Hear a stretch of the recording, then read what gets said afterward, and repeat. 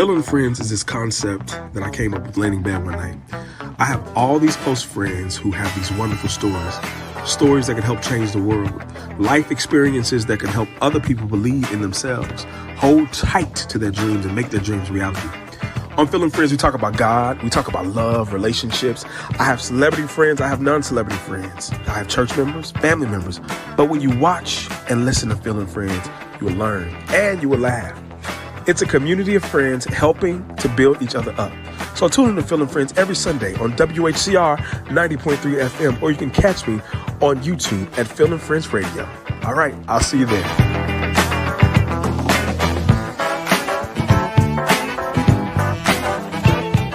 WHCR 90.3 FM, the voice of Harlem. What's up, everybody? I'm so happy to have you back here live on air or recording. You're probably hearing live on the radio, but I'm so happy to have you here. We've got a great guest today, artist, one of my church members. Listen, you can't sit us next to each other in church because we're going to talk the whole time. But he's a great person, a great inspiration. And so I'm so happy to have Aron Prince live here on the show. So without further ado, let's bring Aron into the studio. What's up, my brother? How you feeling? What's up, brothers and sisters, audience, and everyone around the world? What's going on? Listen, I had to throw that in because me and you, we talk at church. We in that pew with pews upstairs, and we're gonna have a echo. Divide those kids in the classroom. Oh my God, sit over there. Right. Thank you so much for coming on air.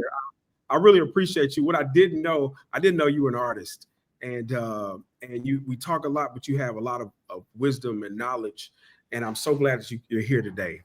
So tell me, only a few know in church at Abyssinian, But I was taught to be humble. I just come and say my name is Aron Prince. And in the words of Sister Tyson, she came in one Sunday and she said, if he was like, she said, no, we're in the house of the Lord. We're in the house of the Lord. Sister Tyson out there, but we're here. Good morning, brothers and sisters, that type of thing. So I was raised right, to be humble. I'm scared of heights anyway, but we got to take it out on the first floor, not the third floor. You might just push me. Yes. Let's talk about your upbringing in South Carolina, right? Is that where you grew up, in South Carolina? Yes, I was a military kid. Me and my brother next to me, it's actually four of us all together. Mm-hmm. But at the time, we were 20 months apart. I was born in St. Petersburg, Florida. He was born in Kansas City, Missouri. My father was a Vietnam dude back then. And but my mom's home state is South Carolina. But we traveled since I was about 2 years old, all over the country. But we moved to South Carolina, her home state, when I was 5, going on 5. And from 5 to 20, going on 21, I was there in Florence, South Carolina. But my father's side of the family is from North Carolina, parts of South Carolina, but North Carolina more specifically. Now, his father was a Lumbee Indian, real Lumbee Indian. Everybody got Indian family. Like, was a Lumbee Indian, and he married a black woman in South Carolina. Interesting story. He became good friends with Mary McLeod Bethune when she moved to Florida. Yeah, wow. Yeah. And Eartha Kitt is my cousin, my paternal cousin. Wow, that's so interesting. Eartha Kitt, she was from a town called North South Carolina, but she was one of my grandfather's first cousin. He was the only child, but yeah. Wow, it's so many. The black community is just so small. It's so fun to have a cousin who knew Eartha Kitt when she was growing up. Her father was in the Coasters. So they were around Eartha Kitt. But anyway, so you have a very good background. Tell us how that South Carolina upbringing in Florida, I would say.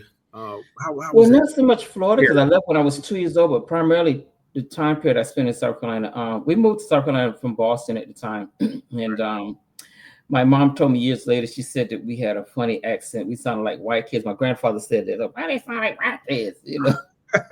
We didn't know. And he introduced me to cornbread and milk. So we used to eat cereal and milk. And I'll never forget this. Because my daddy's side does country stuff. And I'll never forget this. And I'm going to share this story because of valuable experience being grounded. The skillet, he had this big knock you out skillet. And he said my favorite aunt became my favorite aunt to the store to get some buttermilk. Mm-hmm. And I'm looking at this bag of meal. I didn't know what it was. What's going on here? I couldn't get the connection between the pan, the bowl, the milk. And I'm thinking there's a box of cereal right there. Guy like, sir, there's a box of cereal. And he was teaching us how to be grateful for the basics in life. Even if you can't afford cereal, what would you eat in the meantime? Right. And so it became my favorite breakfast for many years. Cereal, cornbread and milk. And I cooked it when I was an adult, when I was in college, undergrad. That was crazy. And then fast forward, he taught us. We used to spend the summers cutting grass in the neighborhood. My mom bought us a lawnmower, earning money. How to work? 12 and 13. We built our house.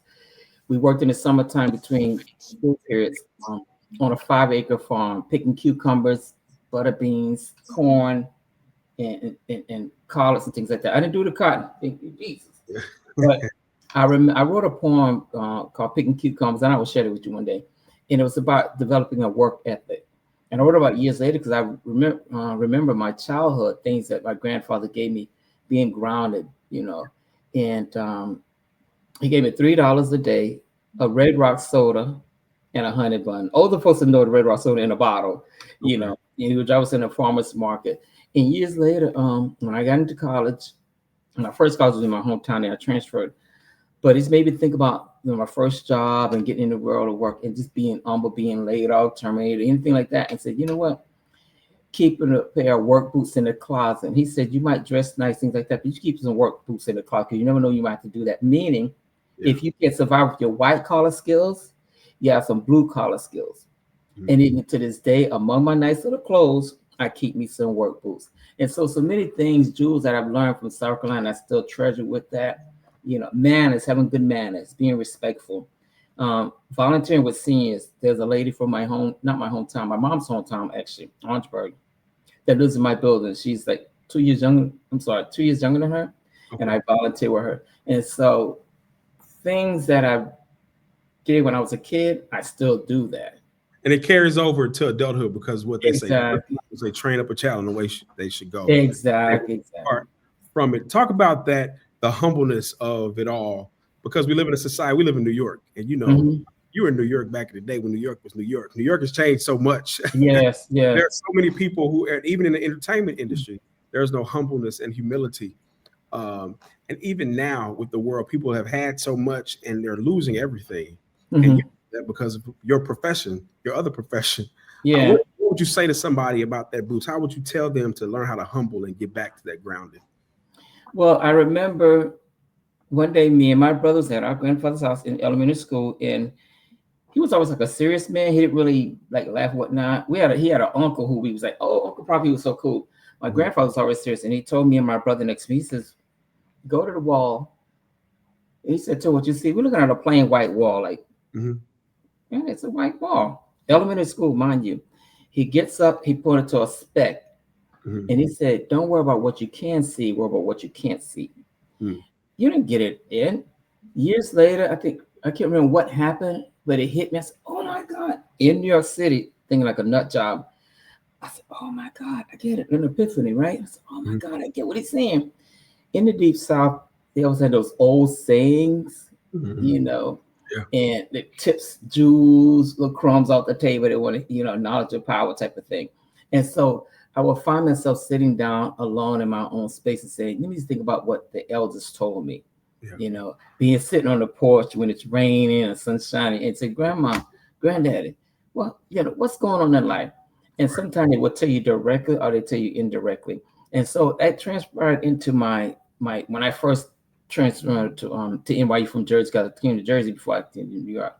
And I remember sitting there feeling that I wasn't smart enough. Dark skin, short, I'm 5'6", and I'm thinking like I'm sitting in this admissions meeting to get into NYU. I'm the eldest of 3 kids, the first one to finish high school, and then to get into college. And I had the nerve to sit up here and apply. And when they called my name, you won't believe what I said to you. What'd you say? I said, I walk up to the lady, and she says, congratulations. I said, don't play with me. She started laughing. I said, did I get in there? She said, yes, you got an NYU. I didn't believe it. I didn't feel like I was qualified or good enough. And it was really embarrassing. Mm-hmm. I shed tears at home. I laughed about it. And that's, gotta believe in stuff because it's almost like Kuta Kinte, the classic. Your Mm. name is Kuta, Toby. Your name is Toby. And you pound it in that society and that society to you. And then I started looking in the mirror and said, you know what? Own it, accept that, and believe in yourself. And I started doing really well when I got a certificate for my Dean's Listen certificate. I came across it. And so in life right now, you can't tell me anything, Mm-hmm. meaning I'm humble, but I'm confident But and you I'm know, assertive when I need to be. why did you have that spirit of that you were not able, or where did that come from? That I'm short, I'm dark skinned, I'm this. Was it just something growing up, or what? How Well, did many of us in the Black community would understand we did the paper bag test, the light skin, dark skin type of thing. Um, if you were on that part of town and you were the member of that church or that family, you went to that school, that type of thing. That was very prevalent in my hometown. Mhm. I'm grateful for it. I have many bad memories as well as good memories. Right. Just being realistic about it. But I Mhm. think what happens when you look to the left, you look to the right, you don't see anyone like you. Mhm. What do? Right? Right. Like I was blessed to be a dancer, but I Mhm. wasn't financially able to go to a dance training school. But God gave me a gift to do that. And I'll never forget when I went to a local birthday party Mhm. and the birthdays got kids' birthday party, but I was the one turning it out. And my mom, the mother called my mom and says, "You got to see your son dance." 7 years old, and we're church folks back then, right? You're not gonna be doing that stuff. Yeah. And I was turning it out on the floor, and I remember looking up at her, and she said, "Don't stop now." But I realized that sometimes you can have a talent as well as a skill, and if you Mhm. learn how to accept that and then use it in order to polish that skill that you have, Mhm. or take the skill and polish the talent you have, and try to marry the two if you can't to a degree. It's always 50% or 51% or 60-40 type of thing.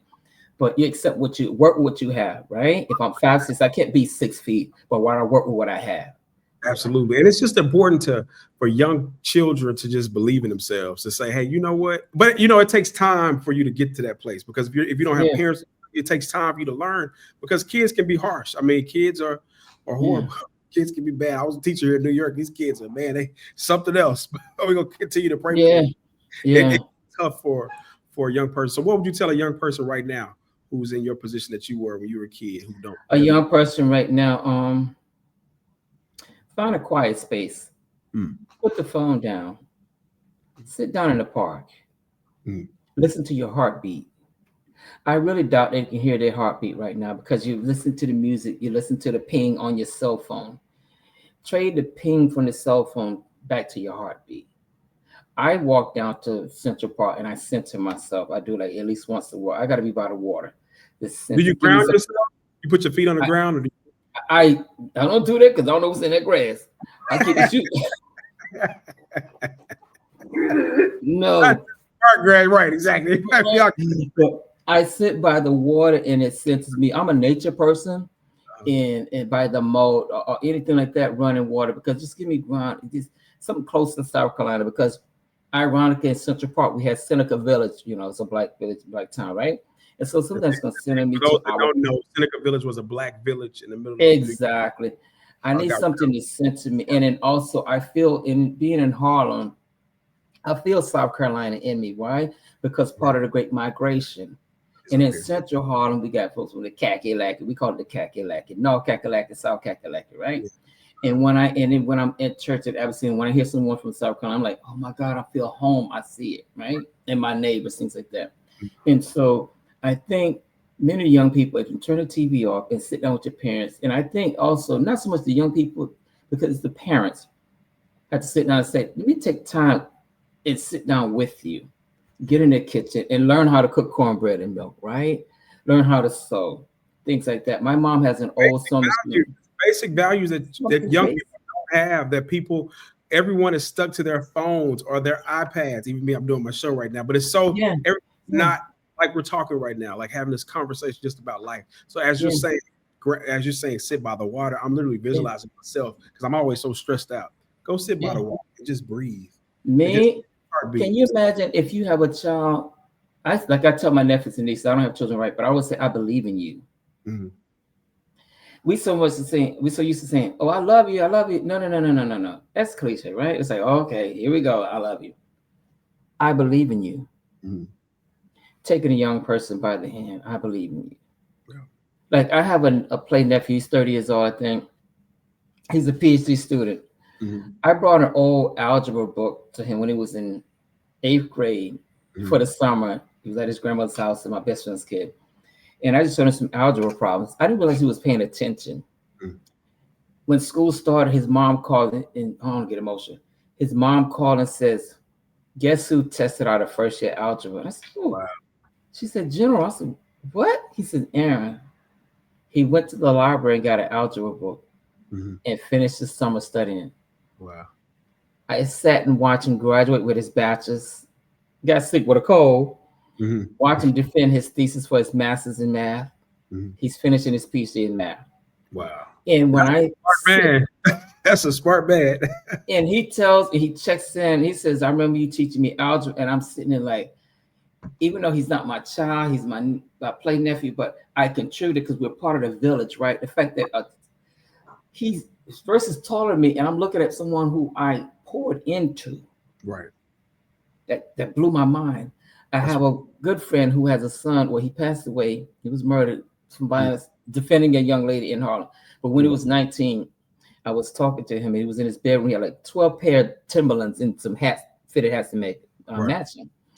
And his mom said, "Look," I said, "What are you, 12 of them?" I said, "How much they cost?" $100. I said, "That's $1,200. You could have bought a computer." And I was breaking it down, having a computer now. I didn't have one. And developing your mind. His mom comes to work the next day. No, a few days later, she says, "Aaron, I gotta go buy a computer." I said, "See, this project thing." I'm like, wait, what's going on, sis?" She says, "Aaron, my son loves you so much." He started calling me Uncle Aaron. Mm-hmm. I said, "Me and my nephew kid." I said, "Oh, catch yourself," because back in the day, we would play uncles and play aunties and play cousins, things like that. Because during slavery, when you was a runaway slave running to the next plantation or whatnot, someone from that plantation knew that you was a runaway. So, "Oh, that's my kid, that's my nephew," because it was saving your life. And I said, "Hold up, remember your history. Take yourself back to South Carolina and grab him." I said, "All right, I'll be your uncle, no problem." He was so respectful, so respectful. And even to this day, his sister's like 35 years old. They call me Uncle Aaron. You know what I mean? And that's what I love about that when I contribute in that manner. Yeah, it's really about faith and community, and you have this community spirit.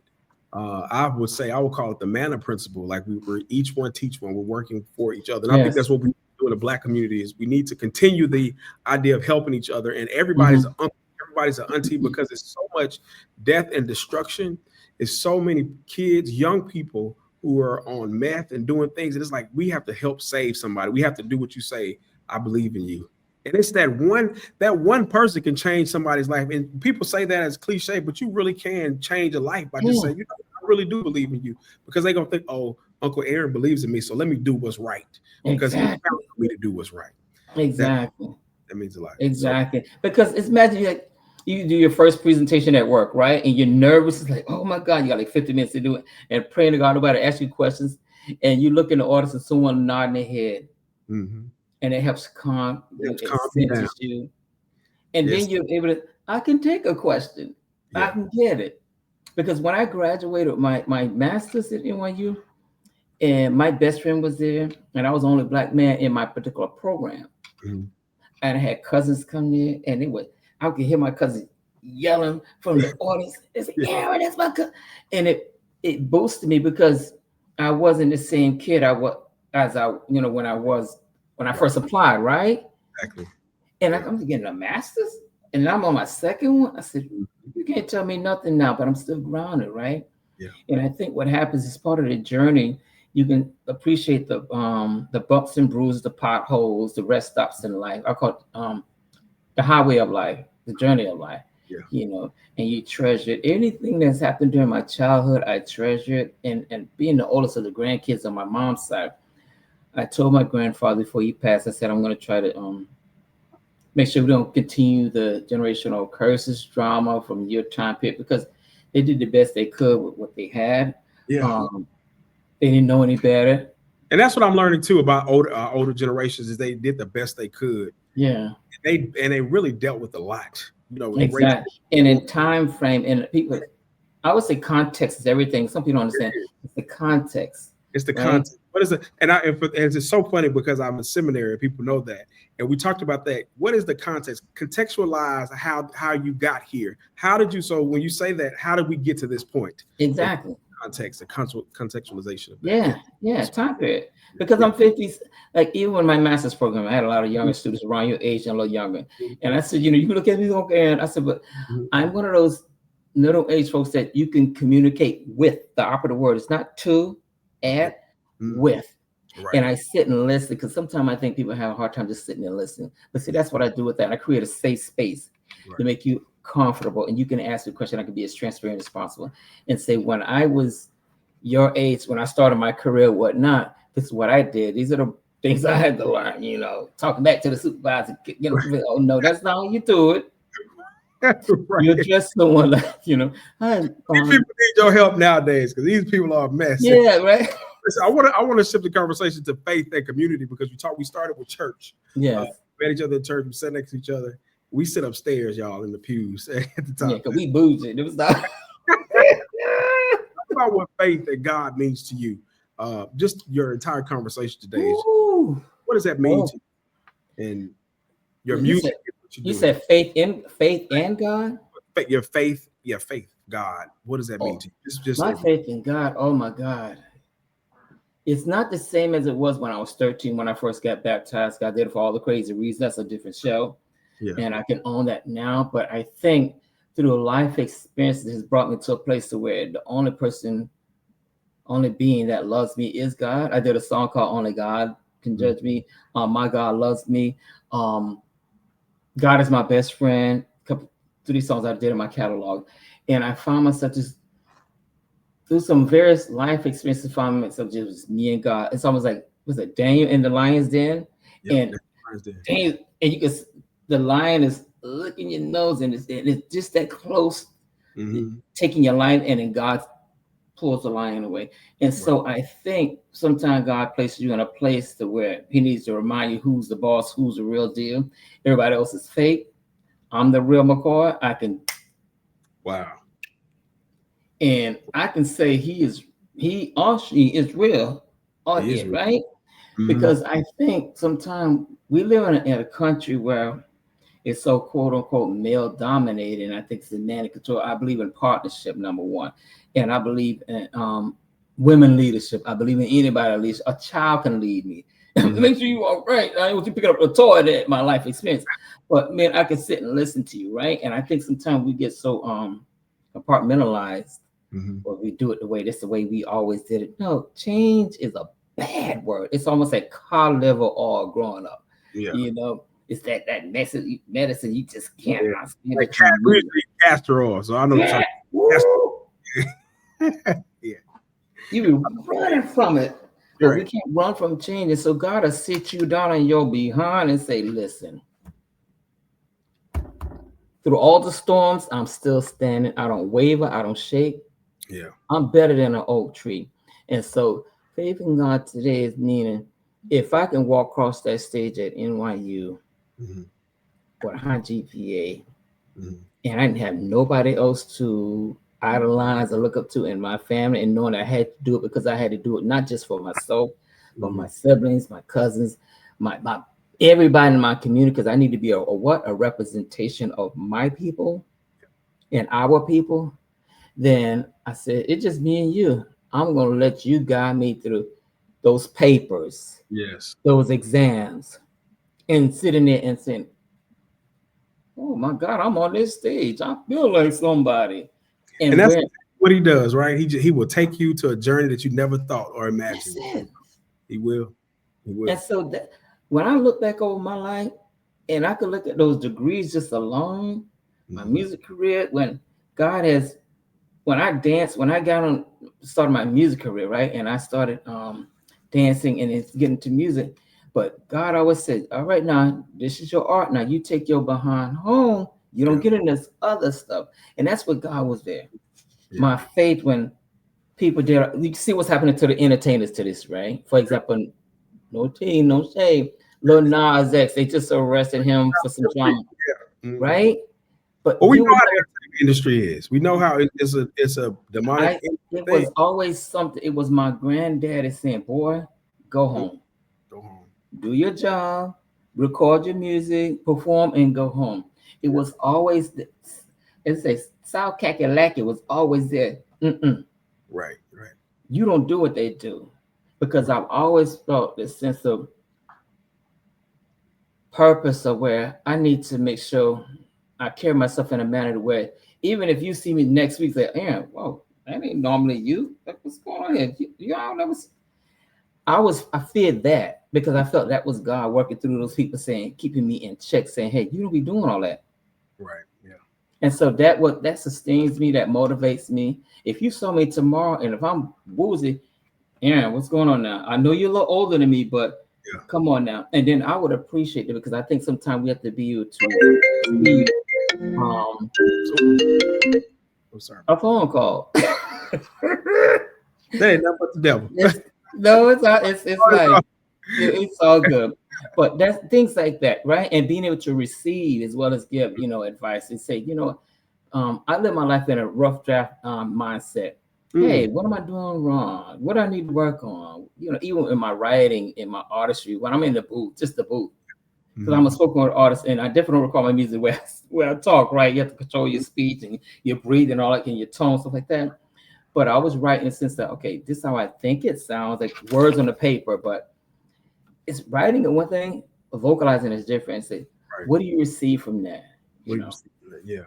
That's a very powerful statement, man. I really appreciate that because you really have to be able to let God use you at any time and want to be able to at any moment in time. God needs to be able, but he can use you at any time, but you want to be a representative. Can I show you now you got me thinking, can I show you 3 scary moments? Good way scare me. I did a song called God Is My Best Friend, and I was in a Starbucks in Harlem before they closed that location, and I let a friend hear it, powerful singer. And she started crying. I said, oh no, I mean, it's all like that. And she said, no, Aaron, I'm going through something. She said, this song has touched me, and it scared me, that lyrics that I wrote. I said, wow. And then someone was in, oh my God, there's a big shopping center in Minnesota. Someone emailed me, because the song came out. Mall of America, whatever that big place. I think something like that, in the Mall of America. And the guy said, I don't like you. I said, what? He said, you got me dancing like a crazy person to your song. And I was like, wow, because that remix. Then a female DJ out of Washington, D.C. said, your song is one of the ones I love playing, the message in it. Then when I started coming to WHCR, I met her by accident coming up there for a friend's birthday party. And it may have been hers. And the friend said, oh, he's an artist. Because I didn't tell them. They didn't know who I was. And they said, yeah. I had to run back home. That's a little 2 blocks away. And I had to burn an MP3 then. Emailed it. And 5 DJs walk away with the song. They played the God Is My Best Friend, the remix for that. That's how I got started with WHCR. So explain your music to us. It's house, it's gospel. What is it? Gospel house? Well, no, I'm a house music artist. And for those that don't know, we're listening around the world, house music is huge on the East Coast. By all means. Yeah. And I'm from down south like you, but like in Atlanta and Texas, they don't really play house music as much. But up here, everybody plays house music. Yeah. Well, I'm a house artist and I do spoken word. I sing a little bit, but I'm a spoken word artist. I'm a poet. And I write for various styles. There's songs of gospel house songs. There's some just in like you said, world songs or general songs, things, but it's always basically around life. Yeah. It's like poetry in motion. It's something where we can sit down and talk about everyday life. Like I have one called The Ghetto Has No Color. But just urban life, what's going on in life, I think I did one called Trust. There was another one I did, I couldn't think of, EMT. The DJ is EMT. Meaning, resuscitate you on the dance floor. And you might be going through some type of change like that, and it's make you stop and think.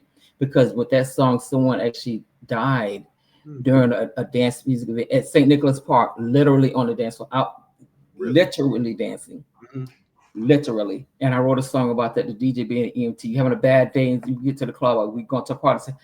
play something that's going to inspire me, because back in the day when house really was really doing its thing, they wrote songs that was some of the vocalists came from the church, and so they wrote life inspiring songs. If they were like gospel songs, that were over a house beat, if you will, something that pick you up. You had a rough day at work, you just need, oh God, thank you, you touch me, a lyric, a word, anything like that, just touch you. And so I kept that mindset with my music. Yeah. A lot of people sing and do all kind of crazy stuff like that. I can, but that's not me. It doesn't mold me. It's a powerful movement. Before I'm gonna show the video right now. So hold tight, stay on, because it's gonna show both of us. This is something new to Philip Friends. I haven't showed it, but I want to show this music video. Could you tell us? Be Grateful is what the song is. Oh, Be Grateful. Oh, wow. Be Grateful. Well, give us the background on Be Grateful. Be Grateful is okay. Actually, this is a perfect time. You know, the song came out like 2 years ago, but it's perfect time. Like basic stuff in life. Right now, you're unemployed. You're facing eviction. You have no food in the house. You're dealing with age discrimination. Any right now, if we don't need to be grateful, just waking up every day in life, because you walk in today and you had a stroke tomorrow, anything like that. You didn't survive COVID, or you survived COVID, you got some lingering issues, anything like that. Because sometimes we're so busy asking God for something, we don't stop and say, "Can I be grateful for what I have so far?" Yeah. Because is it me? Why do we pray so much when we don't give thanks enough? Thank you, God, that I can pray again, because if people can't pray again, let me be in my right mind to pray. I can actually go to the restroom on my own. I can actually wash on my own. Absolutely. I can feed myself. I can walk.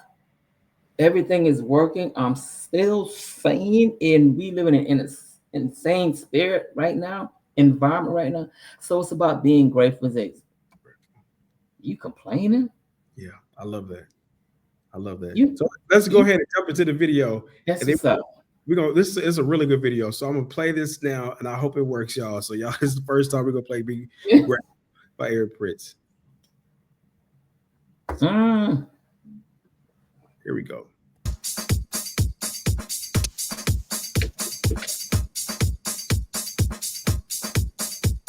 Oh wow! I wear my shoes. I think it's my shoes. It's designer out of Brooklyn.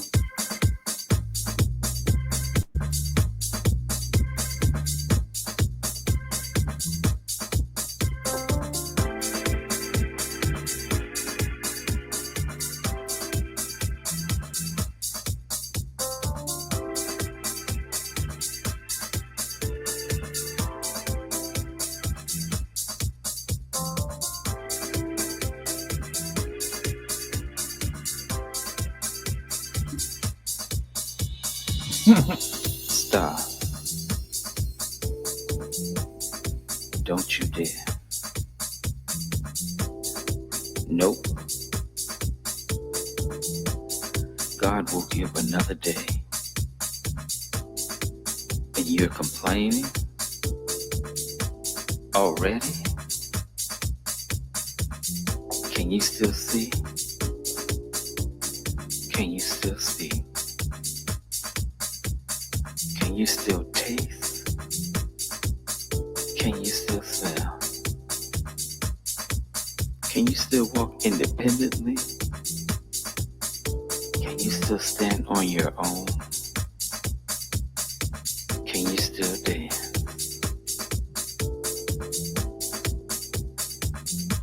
Be grateful.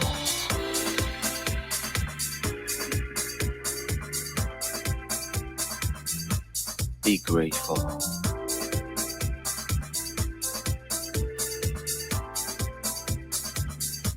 Be grateful.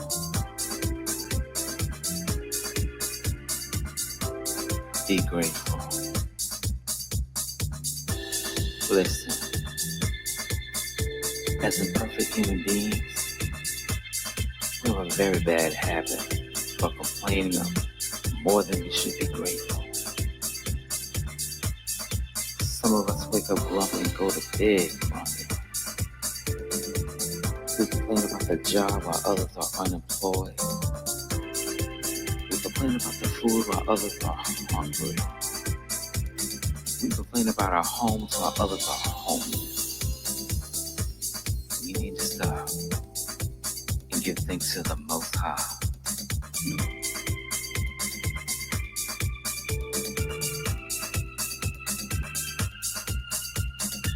Dear Creator,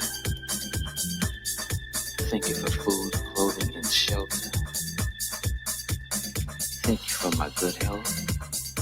And most importantly, thank you for keeping me sane. I'm grateful. I'm grateful. I'm grateful. I am grateful.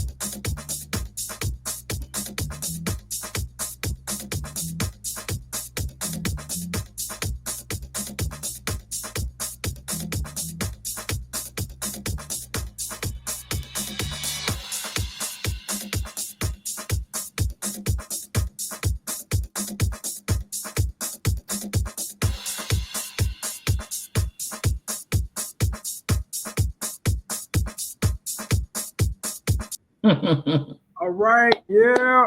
Be grateful. Let me stop I'll see saying. that in a minute. Be grateful. Be grateful. Excellent video. Excellent. I gotta listen to all your stuff tonight. I gotta preach tonight, but I'm gonna listen to all of Get the vibe out of Harlem. Wonderful video. You had a lot of great dances. Are those your friends? Those are friends and dancers. Yeah. Okay. The young lady. Yeah. One of the things I do is try. And by the way, it's a sister that produced my videos. Okay. Cool. And I met her through a friend who's when she was in college at FIT and she was working, doing her internships and whatnot. And her mom said she does videos and whatnot. I said, do my first one. One called Mandingo. And even though the title is sketchy, but it's about Black men. Mm-hmm. And you actually need to go through my catalog and see that one. It's a powerful song. It still sells. I mean, thank God. Thank God they all my music up, but it's a powerful message. And so funny, that song there, Mandingo, I had a lot of, and let's say I'm not racist, but I'm gonna say it, a lot of white people that song because they got it.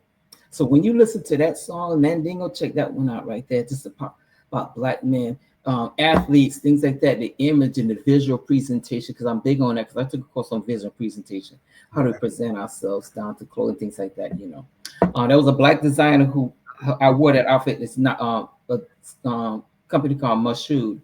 Okay. He's out of Brooklyn. And so that was a piece there. I've heard of it before. Yeah. But I'm big on supporting our people. I go to a Black-owned business. I always buy something from Black-owned business every month. I'm big on that. If I don't give something, or I'll refer, and I'm big on, if what you have is not for me, I'll refer to someone that might be into it, that type of thing. Like, I can't help it. That's not my thing, So I'm so glad you came on. Any final thoughts for our audience today? I mean, you gave us so many great jewels by being grateful, community, helping the elderly. I mean, you're just a wealth of knowledge. What would you like to leave us with today? Get an education. It's not for everyone. I started my music, my college career when I was 17 or 18.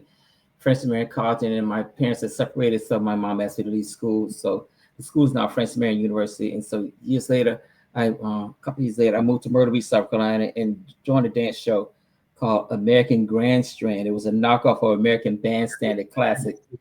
And I danced on that for a year, but I was discovered by that and was doing it for a year. No one in my hometown, so I thought that no, but I know they were watching me every Saturday. I had no idea. Moved to Jersey and started going to clubs in New York City and whatnot. And I was discovered musically in a Boston market, which is no longer there, on 23rd and 8th. Mm-hmm. And I was dancing around, listening to the music there. And a Peruvian DJ had a studio across the street. And he says, "You into me?" I said, "Yeah, I was wanting to do a song." He says, "What?" He says, "I'm a producer." My first song. I can't tell you that song. That's a story. It was crazy. God forgive me. You live and you learn. Yeah. But it introduced me to the music business, right? I was written, it's called Living in Fear. I was written about in Billboard magazine at the time for it. They did a remix. The first time I heard myself in a club in New York City, big super clubs back in the day. And then I got burned by that record, not knowing the business, got paid only $1,000. Oh, wow. And I got to tell you this. I was living in Jersey, and I had, you know, black folks, we got to plan our shop before we get the paycheck. I got dressed up, took the bus. They got had a round trip ticket to get back to Jersey. Oh, man. And I had planned to stop use my royalty check and go shopping. Mm-hmm. Got there and got my royalty statement, all zeros. And it said, "We had already paid you for the song." Oh, wow. And I said, and I did the walk of shame and got back home and ate some mac and cheese, something like that. I was starving too. But I said, "Go to the library." Mm-hmm. I went to the library and I said, "Get back in school." So that pushed me back to get in school. And I got a business degree. That's good. I got my associate and then I got my bachelor's from NYU and I studied business. And in a marketing class, I started my record label. And I learned about writing, becoming a songwriter. So I'm a BMI affiliated songwriter, music publisher. I write everything, copyright everything. Sure. You can't tell me nothing now. And then I'm doing my second master's, which is in a law school now. But I learned that the power of education and getting a foundation, regardless of learning the business and not relying on others to take you by the hand, hold their hand. Don't let them take you by the hand. And so I told younger people in the music industry, get an education, build a foundation, humble yourself, listen and learn to any and everyone. Mm-hmm. Learn from others' mistakes. Not just saying you hope they make mistakes, but you take notes from it. And the metaphor is, don't be the first one on the dance floor in life.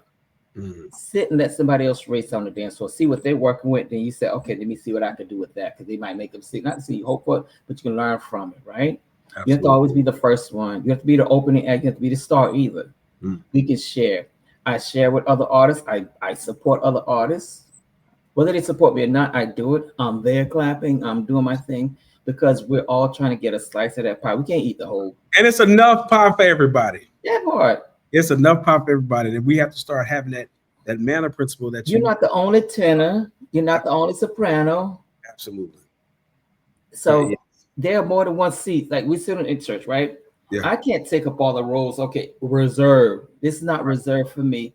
Find me a spot. Yeah. And I'm good with that. And so just whatever you do in life, people, give, not just financially, give a part of you, a story from your life. Yeah. It's almost like a case study, right? Mm-hmm. What did I do that you can learn from? Absolutely. Or what can you pour into me? Because we're so busy. Me pour you say, no. What can I learn from you? I learn from young people all the time, older people, non-Black people, anything like that. Yeah. Anything like that, because knowledge has no set description, if you will. Yeah. And so if you keep that in mind, you'll be all right. And not everything is for you. Sit and take time. I love Sade. Sade has this thing with her. She drop an album every few years, maybe a decade. Mm-hmm. And she lives in the countryside. Grew up in London, but she lives in the countryside of England now. A basic life. I keep it very basic. Mm-hmm. I'm blessed with a nice wardrobe. I've traveled. I'm not hungry. Got some money in the bank. Yeah. But I know what it's like to feel hungry. And I remember my hungry days. Mm-hmm. I remember sitting in that lecture hall at NYU and feeling intimidated. Mm. If you read Plato's, I'm gonna leave you with this: Plato's Allegory of the Cave. Mhm. Read that Okay.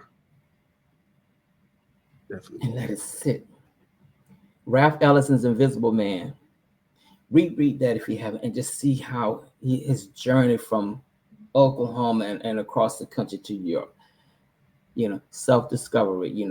Who are you? And if we can all looking in the mirror, and life will stop. We so busy trying to make sure Yeah. the clothes right. Good. Make sure our hair looks good. Yeah, absolutely. But let me stop and say, hold on, do I like you? Mm-hmm. Do I know you? Do I love you? And we talking to the person in the mirror, right? Because we Right. can't take care of those three questions. Yeah. We can't share with other people. We can't even share with the higher power. Absolutely. And it's bad when God knows you don't love yourself. Mm-hmm. God knows that you don't know yourself. He say, look at this lost child. Mm-hmm. That's deep. I'm gonna leave you with that because I'm so here. That was That's what you gotta do in life. well, you know what? You have dropped a lot of jewels. I'm just sitting here at your feet listening to you, brother. You have been an amazing gift to the show today. You are a friend of the station. I mean, you've been knowing Tina for a long time. Yeah. So we appreciate you. Listen to the new song. Hey, wait. Tell me how to get in contact with you. Up. Tell us how to get it. How we can find you. Where we Okay. and we'll put it at the bottom of the show too on YouTube, so they can. Yeah.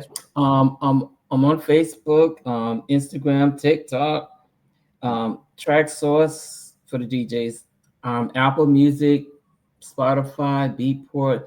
You put in Aron. A lot of people say Aron with 2 A's. It's Aron with 1 A. Aron Prince.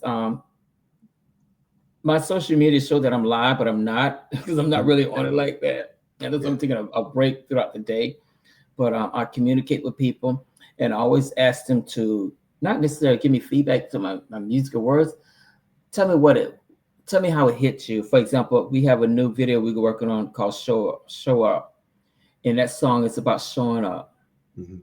And like who showed up for you. Right. Like we're in a season right now, we're being challenged right now. So who's going to show up for us right now when you're about to lose your home? When you're home, you lost your job, who's going to show up? You know what I mean? Absolutely. And so I did that, and we're still in production with that. I think people really going to love that song, Show Up. Show up. Well, thank you so much. Hold tight for me in the green room, and I'll talk to you after the show. Okay, so hold tight for me, all right? Thank you so much. Thank you. I want to say thank you to my brother Aron Prince for coming on. He shared so many great gifts and he left us with so many jewels. So be grateful is what I take away. Be grateful and learn how to say thank you and learn how to love yourself. We'll see you next time right here on Feeling Friends on WHCR 90.3 FM, the voice of Harlem. I'll see you guys next time. Peace.